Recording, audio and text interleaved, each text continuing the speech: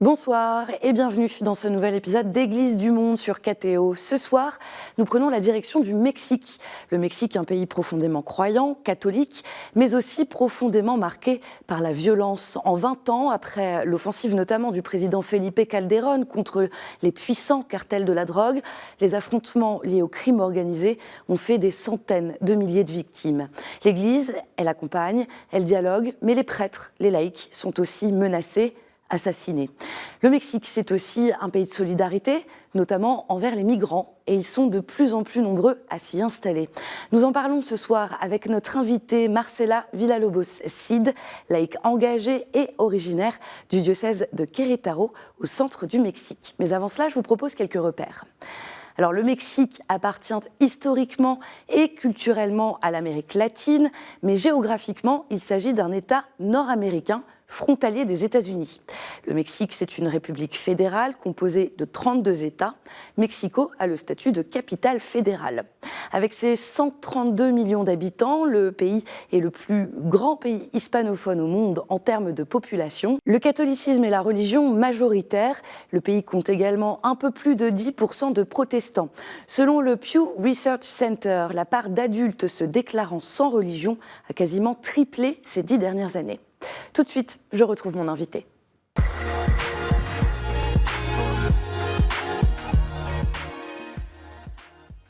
Marcela Villalobos-Cid, bonsoir. Bonsoir Marion. Merci d'être avec nous sur le plateau d'Église du Monde. Alors, pour faire un petit peu connaissance, vous êtes actuellement la coordinatrice nationale de la pastorale des migrants au sein de la Conférence des évêques de France. Vous êtes donc mexicaine, je le disais en introduction, originaire de la ville de Querétaro, ça se situe dans le centre du Mexique. Et alors, en préparant l'émission, vous nous avez envoyé quelques photos de chez vous, parmi lesquelles les poupées Lélé. Alors, je me demandais ce qu'elles représentaient pour vous. Alors, ces poupées sont originaires de mon état, de Querétaro, faites par des femmes indigènes, donc de l'ethnie qu'on appelle ñañu. Et donc, ce sont des poupées traditionnelles que les gens se reconnaîtront. Et le mot lélé en langue ñañu, ça veut dire poupée ou petite fille. Le Mexique qui traverse une nouvelle phase de violence liée au cartel, la mort en février dernier notamment d'un très puissant baron de la drogue qui a marqué l'actualité. Qu'est-ce que ça signifie concrètement aujourd'hui de vivre sous l'autorité des cartels ? Alors pour comprendre la puissance des cartels, il faut faire un saut historique dans les pays puisque ce n'est pas un fait isolé, c'est quelque chose qui est dans notre histoire et qui est notamment dans le XXe siècle. Donc à partir des années 70, où les cartels se sont mieux organisés, mieux structurés, notamment dans la production de la drogue et leur exportation, et spécifiquement aux États-Unis, mais ailleurs aussi. Et disons que pendant toute cette période, jusqu'aux années 2000, il y avait 2-3 cartels très puissants, mais en 2006, quand la guerre contre les cartels a été déclarée, cela a fait en sorte qu'il y ait une fragmentation de ces groupes et que d'autres groupes criminels commencent à s'organiser à l'intérieur du pays. De ce fait, aujourd'hui, c'est particulièrement compliqué puisqu'il y a beaucoup de groupes criminels qui font leurs lois et dont l'État peine aussi à faire face à cette situation. Et jusqu'il y a quelques années, s'il y avait un ajustement des comptes entre cartels, aujourd'hui, l'ajustement des comptes est contre la société civile et aussi contre les prêtres, les religieux, les laïcs et les missionnaires.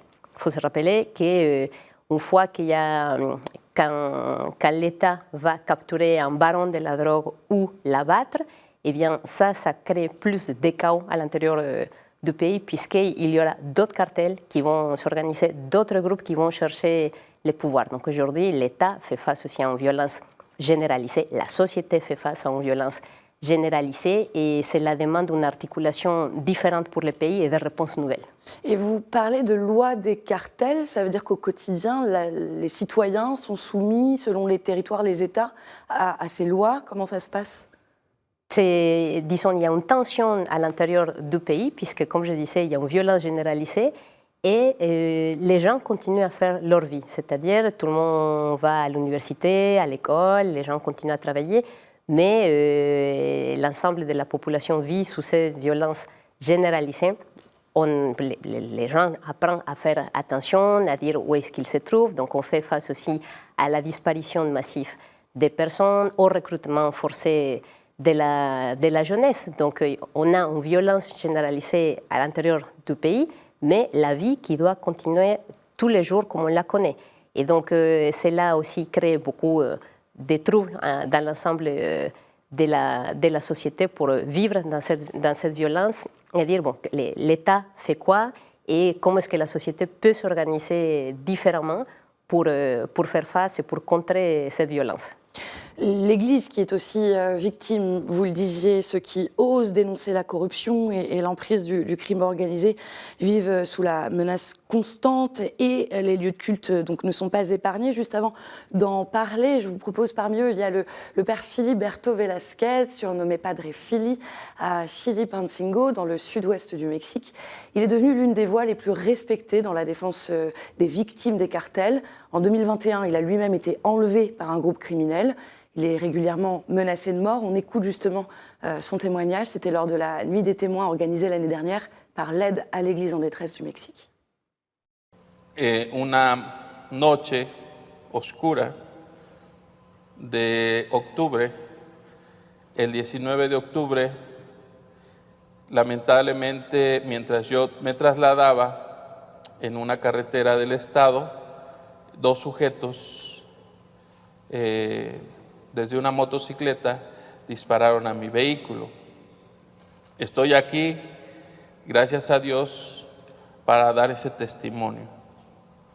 Impactó una llanta y la bala que pues tenía la intención, ¿verdad?, de ir hacia mí porque atravesó el parabrisas, se desvió y dio contra el asiento del copiloto y cayó por atrás. Pues esa situación para mí fue como la antesala, ¿verdad?, de decir, queremos que te calles, queremos que no denuncies, que no prediques, que no te acerques, que no consueles, que no ayudes, que no pratiques la caridad. Voilà pour ce témoignage poignant de ce prêtre. Les dernières données, celles d'un rapport sur les violences contre l'Église en 2024-2025, elles font état de 3 prêtres assassinés, un autre disparu, 23 laïcs tués. Et la liste, elle est longue ces 10 dernières années, Marcella. Alors, avec les témoignages du père Fili, on voit qu'il s'agit d'une violence structurelle et systématique et que les personnes comme les prêtres, les religieux, les religieuses, les laïcs, les agents pastoraux prennent au sérieux les messages de l'Évangile et de ce fait, leurs voix, comme il a dit, sont des voix qui dénoncent ce qui se passe au pays. Donc cela s'inscrit malheureusement dans une ligne d'assassinat très récent dans le pays. Il faut penser à l'assassinat des 2 jésuites en 2022, les pères Javier Campos et Joaquín Mora, assassinés dans le nord du pays, dans la montagne, dans la Tarahumara, et le père Marcelo Pérez, assassiné à Chiapas en 2024, donc défenseur des droits des indigènes, le père Bertoldo Pantaleón, assassiné dans l'état de Guerrero l'année dernière, et une autre longue liste de défenseurs des droits humains et des droits environnementaux. Donc on voit aussi que la puissance des cartels est particulièrement importante et qu'il ne s'agit pas seulement de la production et l'exportation de la drogue, mais il y a aussi de l'extorsion, la traite humaine, les déplacements forcés, l'extractivisme à l'intérieur du pays. Donc on voit cette puissance qui est présente partout et l'Église s'organise pour dénoncer, mais les personnes sont au risque de leur vie. De même, il faut se rappeler que le Mexique, c'est un pays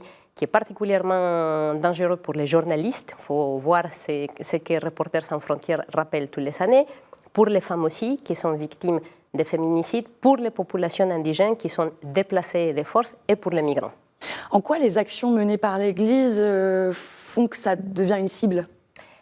Parce que l'Église dénonce ce qui ne va pas au sein du pays, dénonce la corruption, dénonce les groupes criminels, dénonce tous les groupuscules qui s'organisent, qui font violence, qui menacent, qui font disparaître les personnes, qui recrutent la jeunesse aussi, déforce une jeunesse qui dit qu'est-ce que je peux faire face à une situation où je ne peux pas avoir un avenir digne. Donc l'Église s'organise depuis longtemps, donc il faut penser à tous ces centres de droits humains, par exemple le centre Miguel Agustín Pro dans la ville de Mexico, le centre Fray Bartolomé de las Casas dans la ville de Chiapas, les centres de réflexion et action dans le monde du travail, les céréales dans la ville de Guadalajara et tant d'autres centres qui s'organisent depuis des années pour dénoncer cette situation. Il faut aussi penser au collectif des mères chercheuses, donc les mères qui pellent à la main vont aller gratter la terre au pays pour aller retrouver les fosses communes où les gens sont enterrés. Donc un soutien fort de l'Église, mais cela nous donne le panorama de cette violence généralisée dans l'ensemble du pays, une société civile qui essaye de s'organiser et un ensemble de chrétiens qui tentent aussi de donner une réponse accompagnée par l'Église. Je précise justement à ce propos qu'il y a un dialogue national pour la paix qui a été créé en 2023 par le jésuite Jorge Attilano et qu'un deuxième temps de dialogue a eu lieu en janvier dernier. Et très rapidement, quels sont les principaux enseignements de cette dernière réunion? Donc, le dialogue national pour la paix, c'est une initiative des jésuites de la province du Mexique, comme vous l'avez dit, par le père Jorge Attilano Candia González, et que suite à l'assassinat de ces deux jésuites dans le Nord, ils ont dit, voilà, on est touché dans notre propre chair, donc quelle réponse nous pouvons donner, mais une réponse articulée. Et donc, de ce fait, la conférence de l'épiscopat mexicain a répondu, la conférence des supérieurs majeurs religieux a répondu, les entrepreneurs, les autres représentants des différentes religions, la société civile et les universités. Donc, dans ce dialogue, les réponses, c'est la violence est structurelle et systématique dans l'ensemble du pays. Il faut retravailler pour la construction d'un tissu social qui est complètement dégradé au pays. Il faut investir dans la formation des leaders communautaires. Il faut proposer des réponses pour la jeunesse, mais il faut que toutes les couches de la société soient impliquées. C'est-à-dire, ça ne peut pas être une réponse qui vient seulement de l'Église ou seulement de l'entrepreneuriat ou seulement de la société civile. Il s'agit d'avoir une réponse articulée. Donc, il s'organise aussi des groupes locaux partout dans les pays. À mon avis, ça reste minoritaire, mais c'est en marche et c'est un signe aussi de paix qui essaye de donner des réponses très concrètes à la reconstruction de ce tissu social dégradé. On ne peut pas parler du Mexique sans penser, bien sûr, à Notre-Dame de Guadalupe. On est entré dans une neuvaine d'années vers le jubilé de 2031 qui marquera le 500e anniversaire des apparitions à San Juan Diego. Le pape Léon XIV en parlait en février dernier en expliquant qu'elle manifestait la manière dont Dieu s'approche de son peuple. Je le disais en introduction, le Mexique, c'est un pays majoritairement catholique. Elle est toujours aussi populaire ? Toujours, la figure de Notre-Dame de Guadalupe, c'est un symbole et un signe très important et très fort pour la société mexicaine. Le 12 décembre, quand c'est sa fête, il y a des grands pèlerinages qui vont à la basilique de Guadalupe, dans la ville de Mexico. Et je pense que cela répond à des besoins dans notre histoire, non seulement parce que Notre-Dame de Guadalupe apparaît à un indigène, parle dans sa langue, et c'est une culture dans notre monde, dans notre culture, fait en sorte qu'il y ait une réconciliation entre les cultures et c'est une mère qui accompagne toutes les personnes, donc qui donne une réponse d'espérance à toutes les couches de la société. Donc c'est une figure très importante et j'espère que ce jubilé qui se prépare d'ici 2031 sera aussi l'occasion que tout le pays puisse se mettre en marche sous le manteau de Notre-Dame de Guadalupe. Une autre réalité mexicaine, c'est la migration. On se souvient de ce mur érigé à la frontière avec les États-Unis en Arizona. C'était pendant le premier mandat de Donald Trump et puis depuis son retour à la Maison-Blanche. En fait, le nombre de migrants qui transitent par le Mexique jusqu'aux États-Unis a finalement diminué. Alors, avant d'aller plus loin, nous avons contacté Sœur Maria de Los Dolores Palencia Gomez. Elle est donc mexicaine. Elle fait partie de la congrégation des Sœurs de Saint-Joseph de Lyon au Mexique. Elle est au service de personnes migrantes, elle les accueille tout au sud de l'État Veracruz et elle nous explique les dynamiques migratoires. Écoutez. Avant, les gens passaient, surtout leur grand désir était d'arriver aux États-Unis, quelques-uns au Canada, surtout pour la sécurité et aussi pour la possibilité d'un travail. Alors, en ayant fermé la frontière du nord du Mexique et du sud des États-Unis, la frontière nord, pendant un temps, a été comblée de personnes qui pensaient qu'après quelques jours, ça changerait. Et quand on a vu que ça ne changeait pas, mais que pas seulement ça, on commençait à renvoyer des gens qui avaient même 30 ans aux États-Unis. Alors, ils ont commencé à chercher à rester dans notre pays, au Mexique, pour chercher au moins un temps de travail et un lieu où ils pouvaient vivre sans être menacés dans leur pays. Le grand problème, c'est que dans notre pays, il y a aussi des présences de ce qu'on appelle les crimes organisés, les organisations criminelles. Et alors, la sécurité n'est pas tellement pour eux, mais aussi la difficulté de trouver du travail. Alors, il y a beaucoup de gens qui arrivent avec des dépressions, des frustrations, des maladies de sommeil, même s'ils sont moins nombreux que ce qu'on arrivait avant, qu'on pouvait avoir dans un moment donné 350 en même temps. Maintenant, on peut avoir peut-être 30, mais il y a presque chacun une attention particulière, une attention individuelle, parce que les cas sont beaucoup plus compliqués et plus difficiles. Il y a beaucoup de choses dans ce témoignage de Sœur Maria. Peut-être d'abord sur le fait que les migrants restent désormais au Mexique, ça c'est un phénomène récent. L'Organisation internationale pour la migration, d'abord en septembre dernier, déclarait que le Mexique pouvait se saisir de cette migration comme d'un moteur de développement. Est-ce que c'est une politique envisageable pour le pays selon vous ? Alors, la question migratoire du Mexique, elle est très ancienne également. Comme Sœur Maria Dolores nous le rappelle, le Mexique a longtemps été un pays de transit et de production des migrants, puisque ce sont les mêmes personnes mexicaines qui sont parties aux États-Unis et ailleurs pour s'étayer un avenir meilleur. Mais avec ces politiques nouvelles, il y a la déportation massive. Donc, on voit aussi tout ce que ces politiques génèrent, donc les arrestations, etc. Et donc, il doit avoir des politiques publiques qui puissent permettre un meilleur accompagnement des personnes migrantes. Donc, ce que fait Dolores Palencia dans la maison du migrant, ça existe aussi dans l'ensemble du pays. Donc, l'accompagnement des personnes migrantes, l'aide dans les démarches juridiques, l'aide dans les démarches administratives, un accompagnement pour voir quel est leur projet, est-ce qu'ils souhaitent rester au pays pour y travailler, pour contribuer. Cela génère beaucoup de tensions à l'intérieur du pays également, donc, mais ça doit être accompagné aussi par l'État. Aujourd'hui, ce n'est pas seulement Sor Dolores Palencia qui propose ça, il y a d'autres. Qui sont les autres acteurs? Il y a d'autres acteurs, donc il y a notamment les services Je suis des réfugiés Mexico, les centres d'appui et accompagnement maristes migrants dans ma ville, dans la ville de Querétaro. Il y a aussi les maisons membrées de la congrégation des Sœurs Calabriniennes et la maison 72 à Tenosique dans l'état de Tabasco. Donc, vous voyez, ces maisons sont réparties là où il y a le passage des migrants. Donc, il y a cet accompagnement.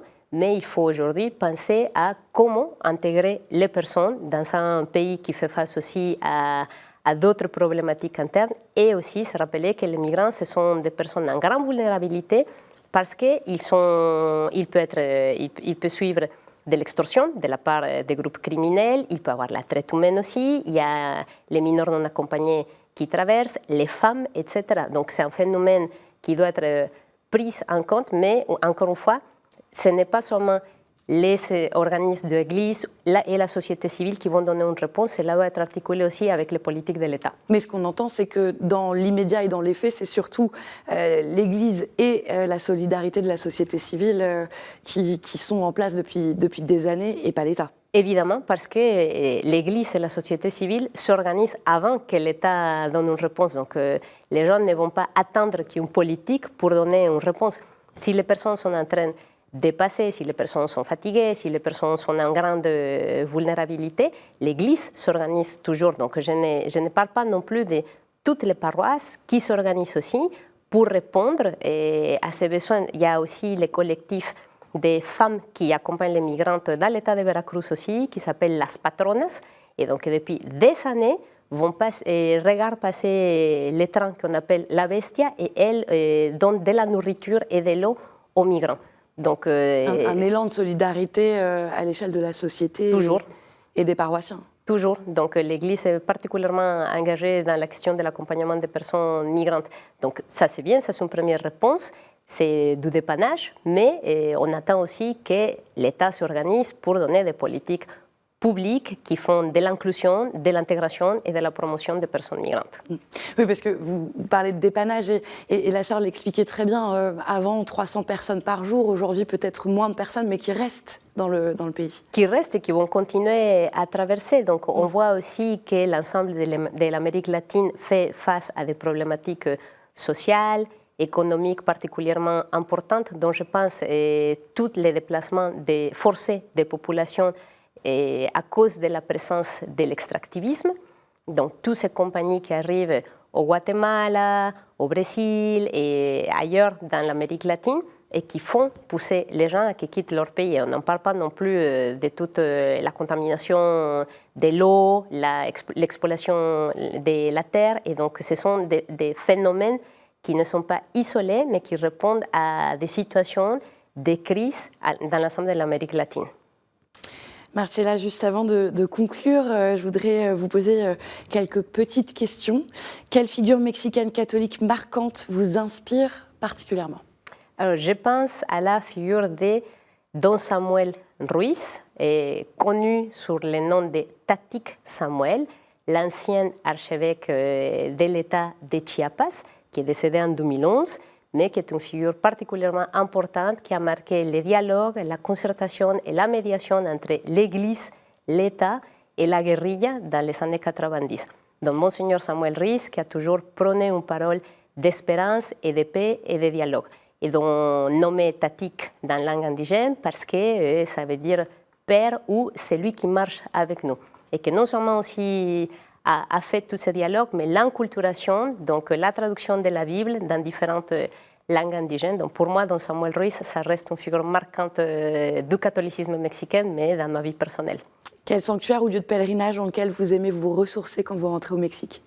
Alors, je pense à ma paroisse d'appartenance dans la ville de Querétaro, Notre-Dame du Perpétuel Secours, qui est une paroisse dans le quartier où je suis grandi et là où j'étais dans ma jeunesse à la chorale, là où j'ai fait ma première communion, mais aussi où il y a eu les funérailles de mon père.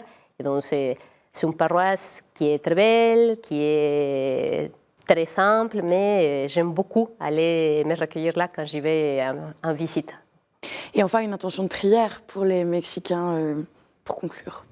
Alors, face à la situation que l'ensemble du pays vit, je pense à cette parole de l'Évangile selon Saint Jean, quand le Christ nous dit « Dans le monde, vous auriez de la tribulation, mais n'ayez pas peur, puisque j'ai vaincu le monde. » Donc je pense que c'est une invitation du Christ pour l'ensemble de notre pays et de notre société et de nous comme Mexicains à l'extérieur, dans la diaspora, pour s'enraciner dans le Christ, dans sa lumière et que ce soit lui qui guide nos pas.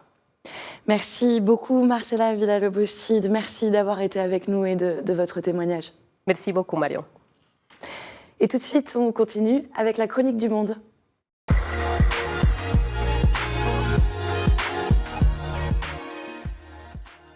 Et cette semaine, nous prenons la direction de Maurice. On retrouve Yannick Basile, un laïc engagé pour le diocèse de Port-Louis.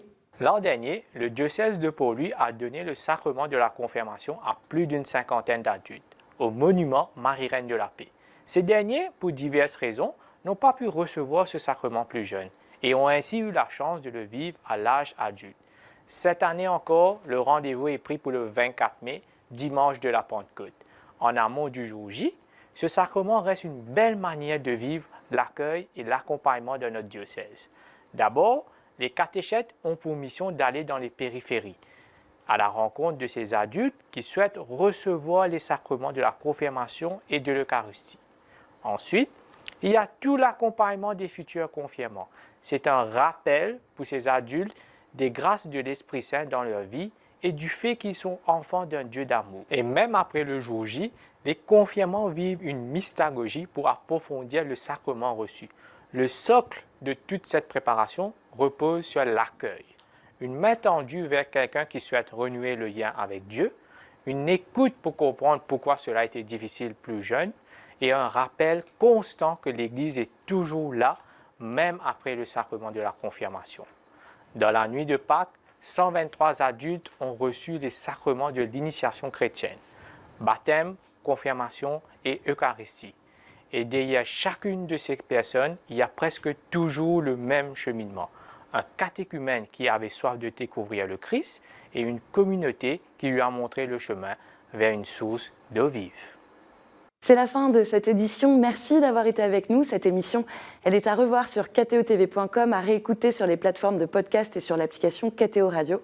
Je vous souhaite une très belle semaine. Prenez soin de vous et à jeudi prochain.